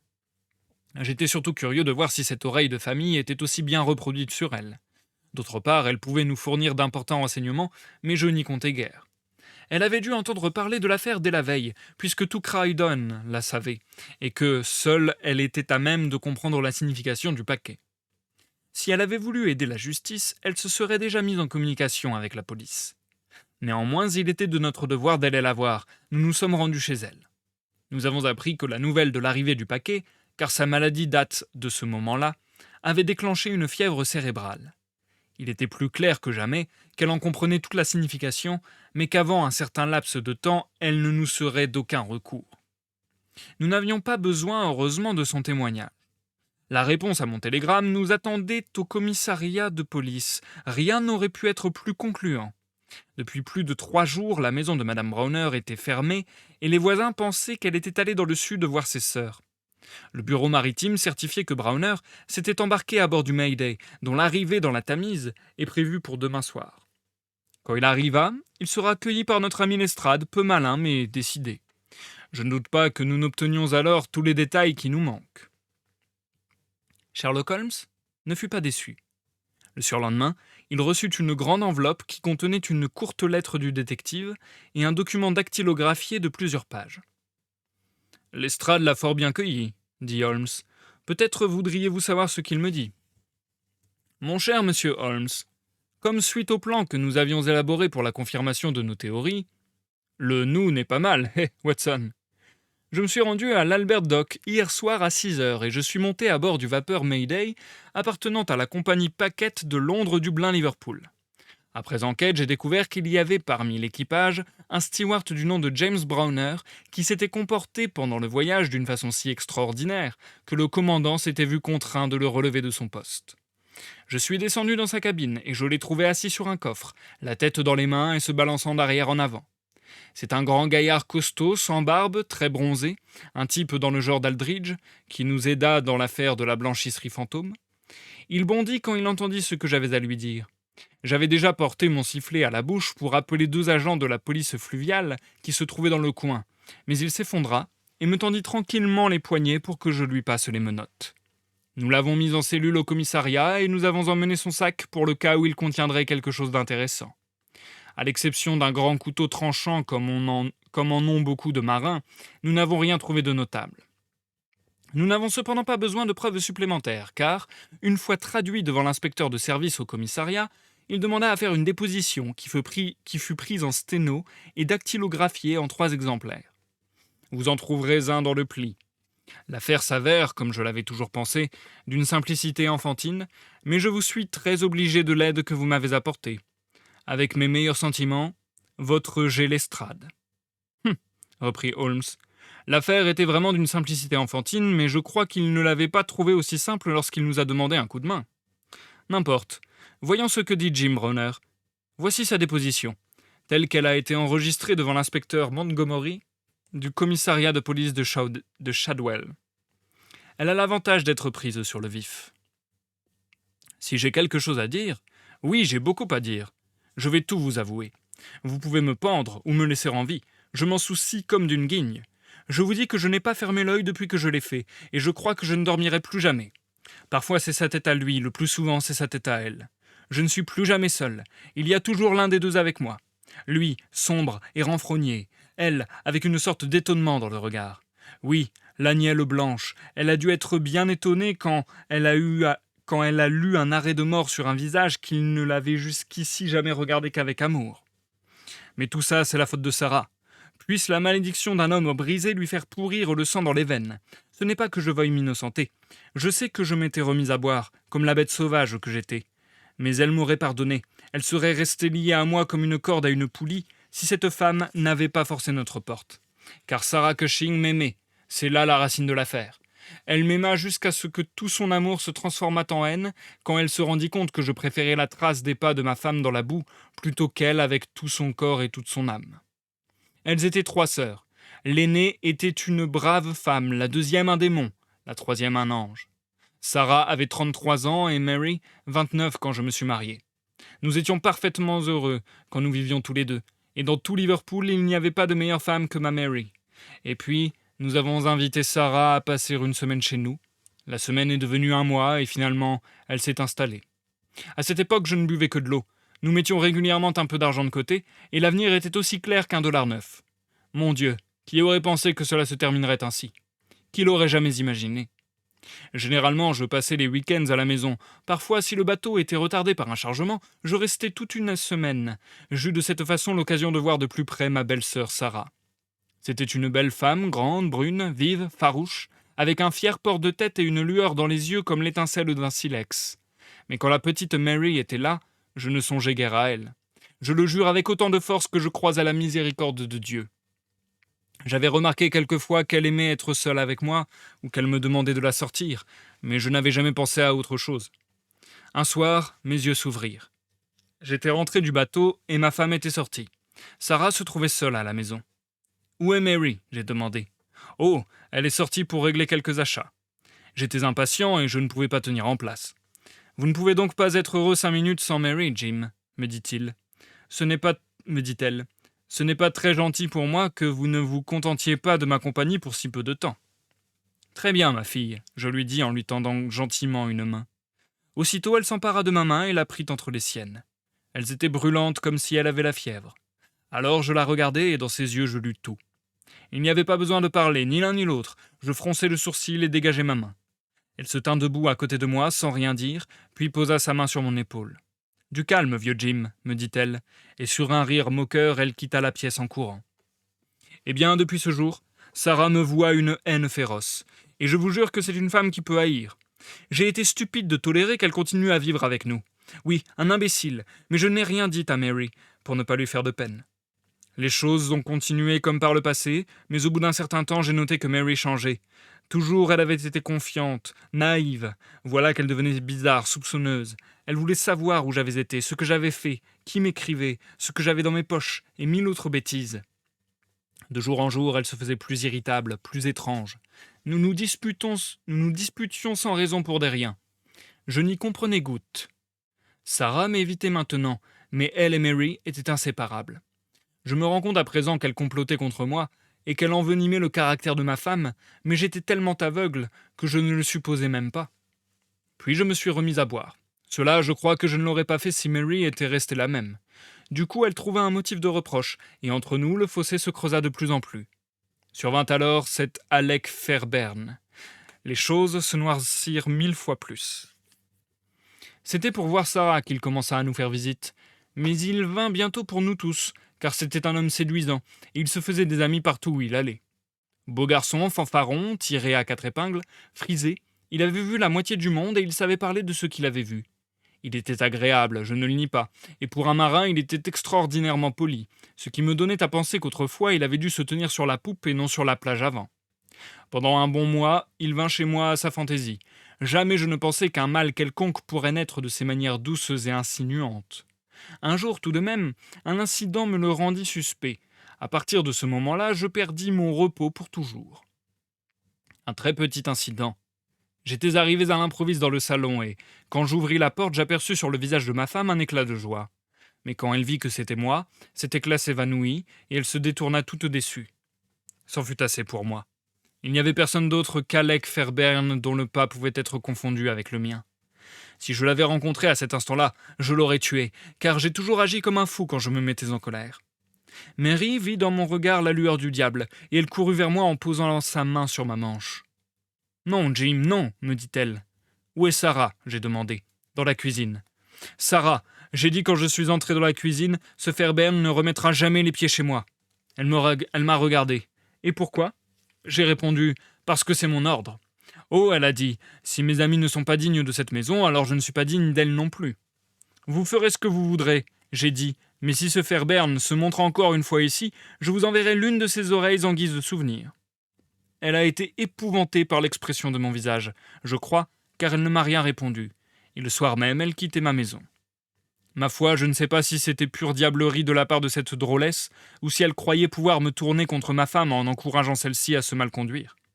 Toujours est-il qu'elle alla s'établir à 2 rues de chez moi pour louer des chambres à des marins. Fairbairn y descendait régulièrement, et Mary s'y rendait pour prendre le thé avec sa sœur et lui. Combien de fois y est-elle allée, je l'ignore, mais je l'ai suivie une fois. Et quand je suis entré, Fairbairn s'est enfui en sautant le mur du jardin comme le lâche frossard qu'il était. Je jurai à ma femme que je la tuerais si je la retrouvais avec lui, et je la ramenai à la maison. Elle tremblait, sanglotait. Elle était aussi blanche qu'une feuille de papier. Il n'y eut plus d'amour entre nous. Je pouvais me rendre compte qu'elle me détestait. Quand cette idée me poussait à boire, elle me méprisait et me haïssait encore plus. Sur ces entrefaites, Sarah comprit qu'elle ne pouvait gagner sa vie à Liverpool, et elle partit pour Croydon afin d'habiter, je crois, avec sa sœur. À la maison, les choses continuèrent d'aller leur train, et puis ce fut cette dernière semaine, et toute la misère et l'anéantissement de tout. Voici comment. Nous avions embarqué à bord du Mayday pour un voyage circulaire d'1 semaine, mais une barrique se désamarra et démolit l'une de nos tôles, si bien que nous dûmes regagner le port pour 12 heures. Je descendis à terre et rentrai à la maison. J'espérais que peut-être ma femme serait heureuse de me voir sitôt de retour. Quand je tournai dans ma rue, un fiacre me croisa et je la vis à l'intérieur, assise à côté de Fairbairn, tous deux riant aux éclats et bavardant. Ils étaient loin de penser à moi qui les observais du trottoir. Je vous le dis, et je vous en donne ma parole, à partir de cet instant je ne fus plus mon maître. La suite se présente comme un rêve confus quand j'y repense. J'avais beaucoup bu ces derniers temps, et les deux choses ensemble me montèrent au cerveau. Maintenant il y a quelque chose qui bat dans ma tête, comme un marteau de charpentier, mais ce matin-là, il me semblait avoir, dans les oreilles, le bruit de tout le Niagara. Alors, j'ai pris mes jambes à mon cou, et j'ai poursuivi le fiacre. J'avais à la main un lourd gourdin de chêne, et je vous dis que d'abord j'ai vu rouge. Mais tout en courant, je réfléchissais, et j'ai ralenti un peu afin de les voir sans être vu. Ils s'arrêtèrent à la gare. Autour des guichets, il y avait beaucoup de monde. Je pus donc m'approcher sans attirer leur attention. Ils prirent des billets pour New Brighton, moi aussi. Je montai dans le troisième compartiment derrière eux. À New Brighton, ils se promenèrent le long du boulevard de la plage. Je les suivais à 100 mètres. Enfin, je les vis louer un bateau, monter dedans. Il faisait très chaud. Sans doute cherchaient-ils un peu de fraîcheur sur l'eau. C'était juste comme s'ils m'étaient donné dans la main. Il y avait un peu de brume. On ne pouvait pas voir à plus de quelques centaines de mètres. Je louais un bateau, moi aussi, et je tirais sur les avirons. Je distinguais le sillage de leur embarcation, mais ils avançaient presque aussi vite que moi, et ils étaient à peu près à 1500 mètres du rivage quand je parvins à leur hauteur. La brume nous enveloppait comme dans un rideau, et nous étions tous les trois seuls en plein milieu. Mon Dieu, oublierai-je jamais leur visage quand ils reconnurent l'homme qui montait la barque tout près d'eux? Elle se mit à hurler, lui jura comme un forcené, et essaya de me porter un coup d'aviron, car il avait dû lire le meurtre dans mon regard. Je l'évitai et lui assénai un coup de gourdin qui lui écrasa la tête comme un œuf. Je l'aurais peut-être épargnée, elle, en dépit de toute ma folie, mais elle glissa ses bras autour de lui, criant et l'appelant Alec. Je frappai un deuxième coup, elle s'écroula à côté. J'étais comme une bête sauvage ayant bu du sang. Si Sarah s'était trouvée là, par le Seigneur, elle les aurait rejoints. Je tirai mon couteau et... là, j'en ai dit assez. J'éprouvais une sorte de joie féroce quand je pensais à la tête de Sarah, quand elle verrait les conséquences de ses intrigues. Puis j'attachai les deux corps au bateau, je creusai une planche, et je restai là jusqu'à ce qu'ils eussent sombré. Je savais bien que le loueur des bateaux penserait qu'ils s'étaient perdus dans la brume et qu'ils avaient dérivé en pleine mer. Je me nettoyai, revins à terre, et rembarquai à bord de mon navire sans qu'un au monde ait soupçonné ce qui s'était passé. Cette nuit-là, je préparai le paquet pour Sarah Cushing. Le lendemain, je l'expédiai de Belfast. Voilà. J'ai dit toute la vérité. Vous pouvez me pendre. Vous pouvez faire de moi tout ce que vous voudrez. Mais vous ne pourrez pas me punir comme déjà j'ai été puni. Je ne peux pas fermer les yeux sans voir ces deux visages me regarder. Me regarder comme ils l'ont fait, quand mon bateau a troué la brume. Je les ai tués vite. Eux me tuent lentement. Encore une autre nuit et je serai mort ou fou avant le matin. Vous ne me laisserez pas seul dans une cellule, monsieur. De grâce, ne le faites pas. Au jour de votre agonie, puissiez-vous être traité comme vous traiterez aujourd'hui. Quelle est la signification de tout cela, Watson? Me demanda Holmes d'un ton solennel en reposant le document. À quelle fin tend ce cercle de misère, de violence et de peur? Il doit bien tendre à une certaine fin, sinon notre univers serait gouverné par le hasard, ce qui est impensable. Mais quelle fin? Voilà le grand problème qui est posé depuis le commencement des temps, et la raison humaine est toujours aussi éloignée d'y répondre.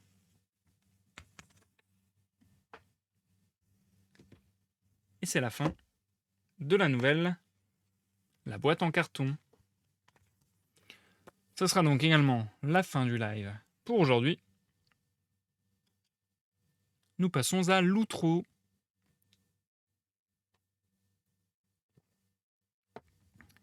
C'était très cool. Bon, ça fait des lives très courts, j'en conviens. Ça fait des lectures assez courtes, mais si je lisais une deuxième nouvelle, ça ferait des lives très longs. Donc je pense qu'on est sur un bon rythme. Et je sais pas pour vous, mais je trouve que, encore une fois, un peu comme les séries policières qui passaient à la télé, souvent il y avait 1, 2 ou 3 épisodes. Et moi je préfère picorer. Souvent quand on est un peu dans un univers comme ça, moi je sais que par exemple les séries policières, je regardais 1 ou 2 épisodes. S'il y en avait 3, c'était trop. Donc là, moi je suis en mode, on est dans notre recueil de nouvelles, on a lu une nouvelle vendredi, on a lu une nouvelle ce soir. Ça permet de faire un reset mental et d'être à zéro, d'être neutre, d'avoir un œil un peu neuf à chaque fois. Donc là, je suis content presque de ne pas enchaîner avec une nouvelle. J'ai hâte d'aller à la troisième, qui se titre L'aventure du cercle rouge, que je vous lirai vendredi à 21h du coup. Mais je suis content non plus. Mais je suis content de ne pas la lire ce soir. Et de juste, voilà, me dire, ok, j'ai eu mon petit épisode, je suis content. Je suis content. Et d'ailleurs, le live n'est pas tout à fait fini, puisque déjà, on va parler un petit peu. Et puis, on va faire les mots de la fin. Je vais quand même essayer d'aller checker quelques mots rapidement pour notre culture générale, n'est-ce pas? Alors, je vous lis dans le chat. Du coup, dans l'autre moitié, il va laisser Watson galérer pour comprendre tout seul. Ça aurait été très drôle. Ça aurait été très drôle. Sarah qui nous dit: j'ai trouvé que dans cette nouvelle, tout allait vite et sans trop de rebondissements. C'est vrai, je suis assez d'accord avec toi que finalement, c'est allé un peu en ligne droite. Même si je trouve que dans la narration, dans la manière de raconter, il y a quelque chose d'intéressant. Le fait de partager la nouvelle en deux. Première partie, on nous donne tous les éléments qui permettent à Holmes de comprendre, et Holmes qui comprend. Tandis que le lecteur est un peu comme Watson, à se dire mais quoi. Et ensuite, un peu ce qu'on a, un peu le cliché qu'on peut avoir de Holmes et d'autres personnages comme Holmes. Vous savez, bah, encore une fois, dans les séries, dans les films, ce cliché de on a une enquête, tous les éléments sont là, mais personne comprend. Et puis, t'as le mec un peu génial qui déboule à la fin et qui est en mode ok, c'est bon, tout est organisé dans mon esprit. Voilà comment ça fonctionne. Donc, il y a un peu ce côté-là. Mais le fait que ça prenne toute une moitié, c'est intéressant. Et surtout, toute une moitié via les conséquences de l'enquête. Et ça, je trouve ça intéressant. Parce que là, on a eu l'explicitation de l'enquête par un article dans le journal, il me semble. Donc, quelque part, c'est a posteriori qu'on nous donne l'explication. À tel point d'ailleurs que j'ai trouvé ça un peu étrange que Holmes dise ah ouais, non, mais j'ai pas résolu entièrement l'enquête. Je sais qui est le meurtrier, je sais qui est l'un des corps, mais je sais pas l'autre. Je suis en mode what? Ça, j'ai trouvé ça un peu étrange pour le coup. Je trouve ça drôle, mais en même temps, j'ai trouvé ça un peu étrange parce que je me suis dit tiens, Sherlock Holmes, il a pas la curiosité justement de faire les choses de manière très carrée et d'avoir l'intégralité de la connaissance de l'enquête, enfin, si, il a la curiosité d'avoir l'intégralité de la connaissance de l'enquête, étant donné que il suit encore une fois, les suites, il suit les suites. Bien, il suit les conséquences, il suit le déroulé. Mais je trouve ça étonnant qu'il n'ait pas cherché lui-même à percer ce mystère en quelque sorte. Ça, pour le coup, je trouve que ça m'a un peu choqué. Ça m'a un peu choqué, je me suis un peu dit, tiens, ça dénote du personnage. Pour moi, j'aurais cru vraiment qu'il aurait eu cette envie irrépressible de le faire, quoi. Bien, j'ai croisé, lors de cette lecture, certains petits mots dont j'aimerais aller voir la définition ou l'étymologie et ou l'étymologie. Pas de mots particulièrement complexes, il me semble. Je pense pas qu'il y ait de concept qu'on va réellement aller voir, parce que là, si on voulait aller voir des lieux, on irait voir quoi Belfast, Dublin ou la Tamise. Bon, je pense qu'on est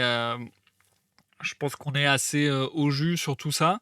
Euh, Surtout quand on suit depuis longtemps les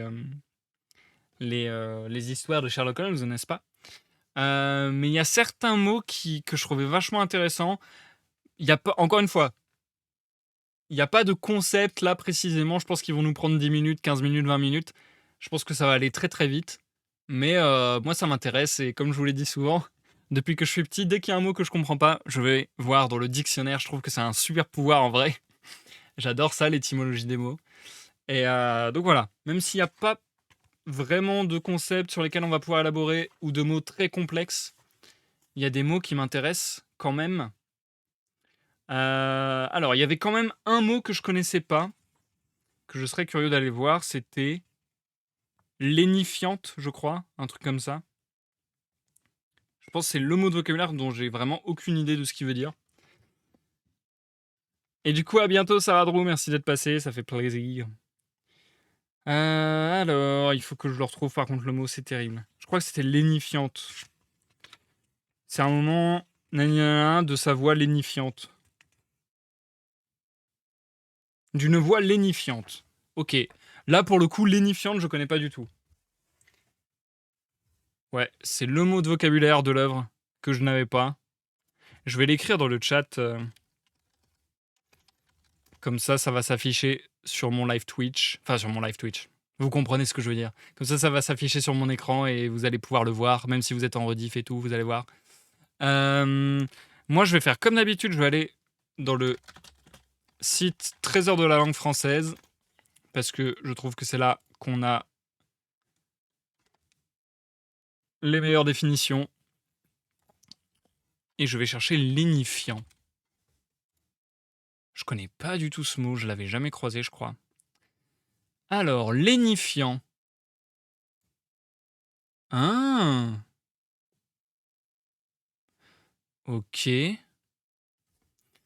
Alors d'abord, ça a un sens médical qui calme la douleur.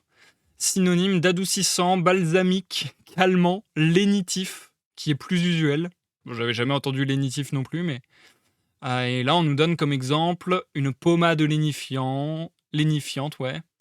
Un remède calmant, adoucissant, etc. Ok, je connaissais pas du tout. Et du coup, on a au figuré avec un sens littéraire qui rassérène, qui est destiné à apaiser ou à endormir la vigilance. Synonyme d'apaisant, consolant, rassérénant. Parole lénifiante, tendresse lénifiante. Ah, exemple. Guillaume dit encore avec une douceur lénifiante. Ok, trop intéressant. J'aime trop aller voir des mots comme ça. Et là, les exemples que j'ai sont des exemples qui datent un petit peu. Donc je pense que c'est un mot vieilli qu'on n'utilise vraiment plus beaucoup de nos jours. Mais trop sympa. Ok. Et du coup, ensuite, j'aime bien aller sur tout simplement le Wiktionnaire pour les étymologies. Du latin lenis, qui veut dire doux, et facere, faire. Donc ouais, se faire doux. Faire doux, bah, c'est logique. Qui calme la douleur, tout ça, apaisant, etc. C'est assez logique. Oh, et dans la définition que j'ai sur le Wiktionnaire, on nous dit aussi que ça peut être ironique, fade, douceâtre, mou. Ok. Ce scénario est trop lénifiant, il est ennuyeux. Ok. Et moi, ce qui m'hallucine, c'est que c'est le participe présent du mot lénifier. Donc, voilà, il y a un mot qui veut dire ça, adoucir au moyen d'un lénitif. C'est hyper précis, vraiment.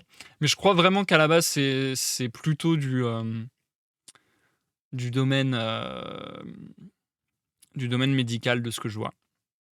Ah, et là, je vois des exemples quand même de textes sortis en 2006-2019 sur Wiktionnaire.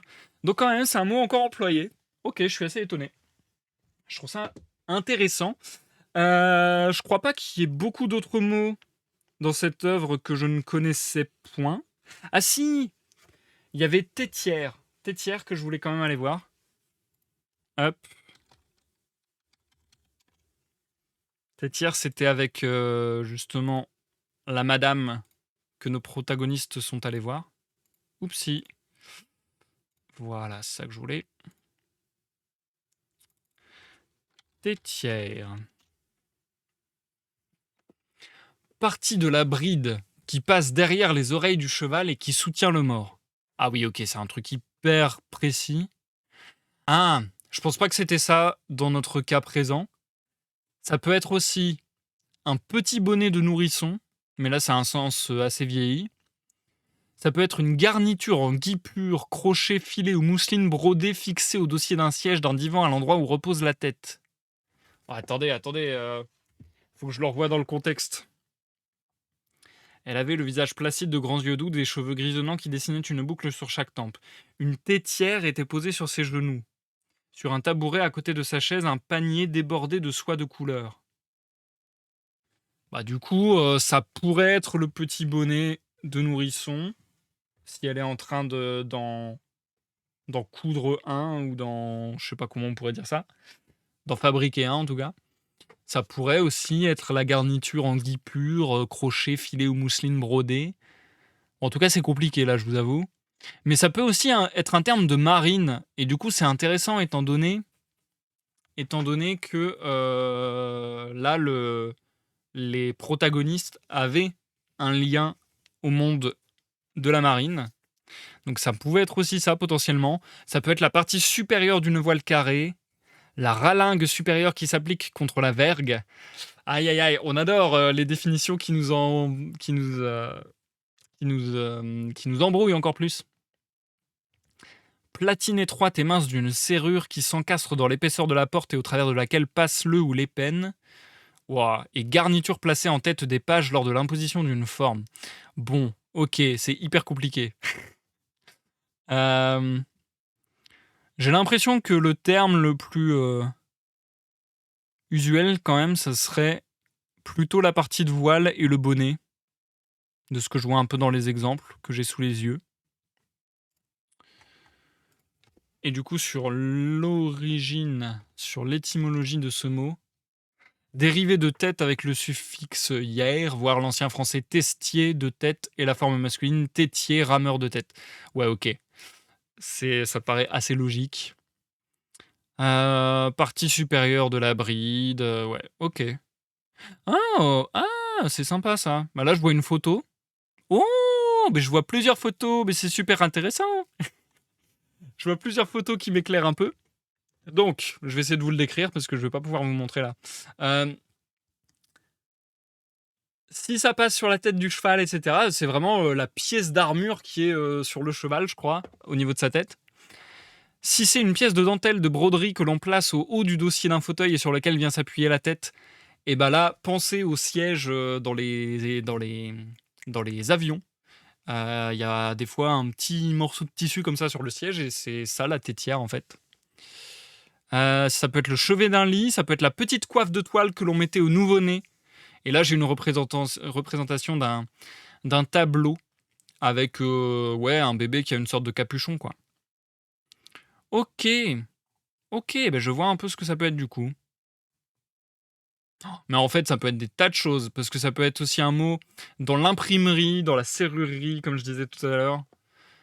Bon, je pense que dans le cas qui nous intéresse, c'était plutôt une pièce de tissu. Par contre, c'est oufissime que en partant de ce petit mot anodin, il y ait autant de définitions. Je trouve ça dingue. Ok. Et sinon, il y avait un autre mot que je voulais aller checker. Et là, c'est parce que je suis un peu circonspect. Comment dire? Je me dis, c'est pas. Comment dire? J'essaie de vous expliquer pourquoi ce mot m'intéresse. J'aime les mots où je me dis, c'est assez inhabituel en français. Là, par exemple, tétière, ça vient de testière, et le S qui disparaît pour donner un E accent circonflexe, ça, je sais que c'est quelque chose qui existe en français. Enfin voilà, je sais que c'est l'évolution de la langue normale, on va dire, euh, telle que je l'ai vu en cours et où je me dis, oui, ok, ça s'explique. Ça suit une certaine logique de la langue française. Par contre, il y a des mots où je vois un peu moins la logique, et du coup, ça m'intéresse d'autant plus de voir quelle a été l'étymologie. On va d'abord commencer par la définition, même si, bon, je pense qu'on voit tous ce que ça veut dire, mais au moins, on aura la définition claire. Le laps, comme dans un laps de temps, suivi du mot temps ou d'un mot évoquant une période précise, espace de temps, évidemment. Remarque, on trouve rarement le mot laps employé isolément ou suivi d'un mot n'évoquant pas l'idée de temps. Toutefois, par exemple, dans un texte de Balzac, on trouve qu'en ce laps de vertu, et chez Flaubert, dans des correspondances, on trouve quand nous arrivez-vous pour passer un laps dans la capitale. Donc là, je pense que laps de vertu, c'est peut-être stylistique de la part de Balzac, même si je comprends pas bien ce qu'il veut dire par là. Ou bien espace comme ça de vertu. Enfin oui, bref. J'aurais pas les mots techniques pour dire la figure de style vraiment employée, mais je pense que vous voyez un peu ce qu'il fait là. Et laps dans la capitale chez Flaubert, je pense que là on est plutôt sur une illusion. Donc simplement le fait de retirer le mot mais de le sous-entendre. Parce que quand nous arrivez-vous pour passer un laps dans la capitale, bah c'est en mode pour passer un laps de temps. C'est implicite. Bonsoir Algo, bienvenue, j'espère que tu vas bien. On est sur la toute fin du live, j'en ai bientôt terminé avec les mots de la fin. Euh, et du coup, je suis très curieux de connaître l'étymologie du mot laps pour le coup.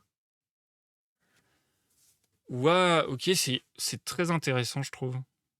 Hmm.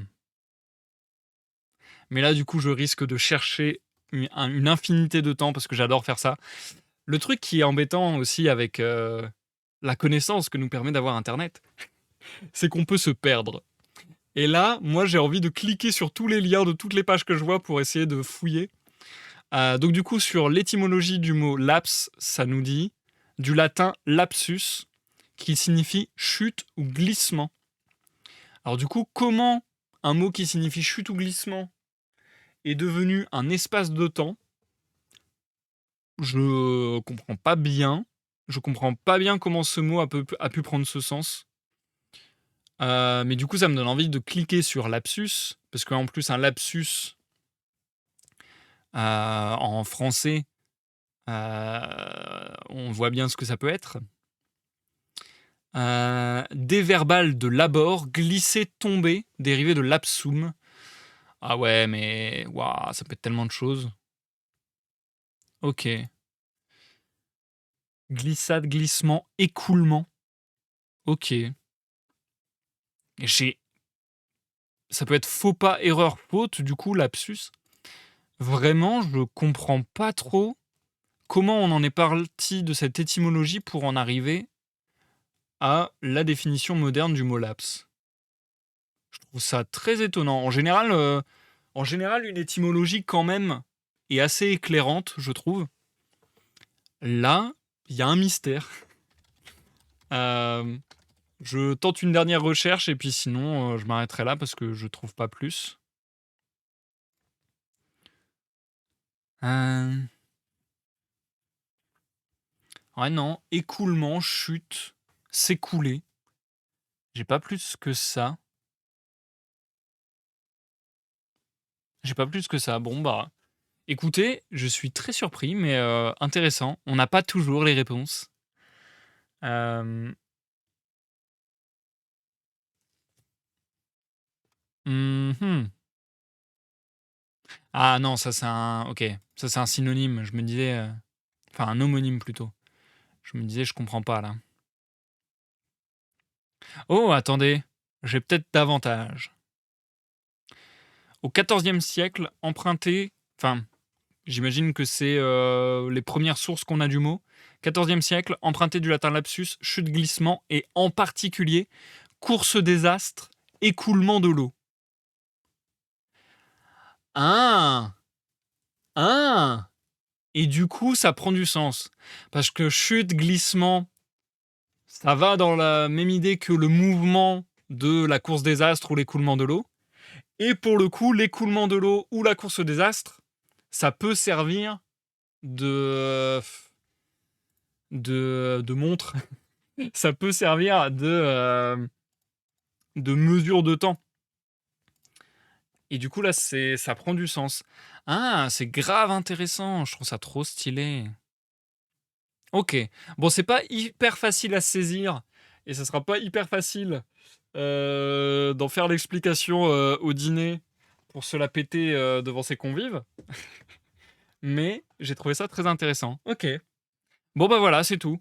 Les mots de la fin du jour étaient lénifiant, tétière et laps. J'ai failli aller voir Stewart aussi, mais bon, peut-être pour une autre fois. En tout cas, j'ai bien kiffé cette soirée et j'aime bien ce concept des mots de la fin, je crois. Moi, c'est un truc que j'aime bien faire, aller fouiller dans les étymologies et les dictionnaires en vrai. Bref, merci à tous ceux qui m'auront suivi ce soir. Si vous m'avez regardé en rediffusion sur YouTube, n'hésitez pas à laisser un like ou un dislike selon votre appréciation de la vidéo. N'hésitez pas à laisser des commentaires, à vous abonner à la chaîne, à me suivre sur les réseaux. Si vous avez apprécié les mots de la fin, sachez que jeudi à 21h aura lieu une nouvelle émission qui s'appelle Les mots portent. Allez, je vous dis le titre complet de la première émission qui sera Les mots portent amour. Je vous dis pas ce que ça veut dire, je vous dis pas comment se présente l'émission, tout ça. J'espère vous y voir. Et puis sinon, la suite de la lecture de Sherlock Holmes, ça sera vendredi à 21h avec la nouvelle L'aventure du cercle rouge. Voilà, on est bon.